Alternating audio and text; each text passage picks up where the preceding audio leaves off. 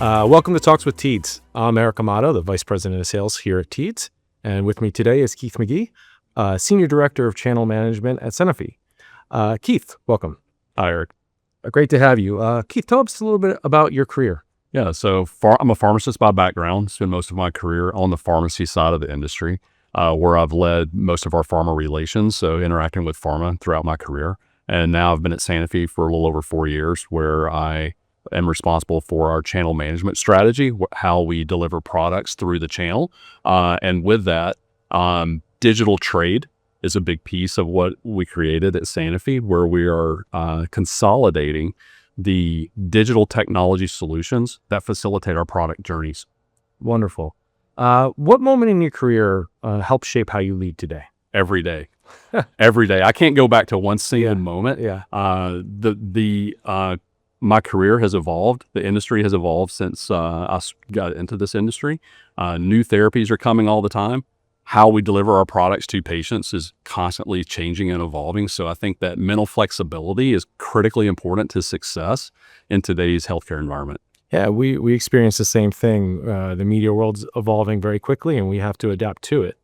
So with that, you've spent your career in clinical, in distribution, in pharmaceutical.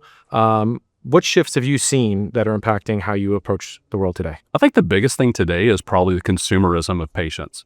So that direct to patient, that DTP, is really taken hold in our industry. Patients are more informed today than they've ever been. They have so many options of the therapies that they have, the information that they need for the diagnosis, and that really patients are owning their healthcare. And I think that's a much bigger component to today's healthcare environment than when I began, where the physician was really the decision maker for everything and patients were along for the ride. Now I think patients are much more taking an active role in the decisions that are made with their healthcare and pharmaceutical choices. How do you balance regulatory complexity with the need to move faster for patients? Yeah, moving fast for patients is critically important to the success of the therapy and their overall outcome. But we are in a highly regulated industry. So taking thoughtful risk and understand the risks that are involved in the decisions that are being made is critically important. Having great legal compliance, regulatory departments to really be there as an aid to the decisions that are being made, as a guide, is really critical for success. So one of the things that I've learned throughout my career is the idea that I had originally may not be the final outcome. So being able to compromise and find a solution that may not be what I originally had in mind, but it works to balance those risks. Are you using digital tools to build more patient-centric and privacy-conscious distribution strategies? Yeah, Eric. So earlier we talked about digital trade, and that's technology solutions that facilitate our product journeys.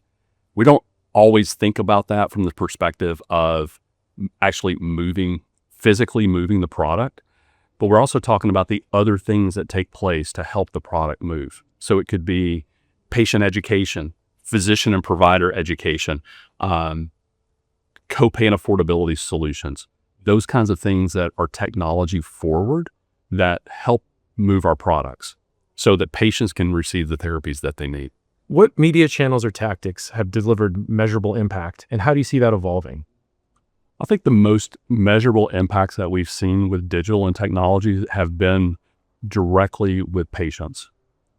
Patients are self-serving for their information. They're self-serving for affordability solutions as well, and looking also where they receive their medication, how they get it. So I think that's really been the evolution, is more of a consumerism, the direct to consumer, and seeing the patient as part of the decision-making process. So without having alignment of the provider, the prescriber, the patient, as well as the payer, quite frankly, all of those have to be in alignment for successful therapy. Keith, thanks for joining me today. My pleasure. Thanks for having me, Eric.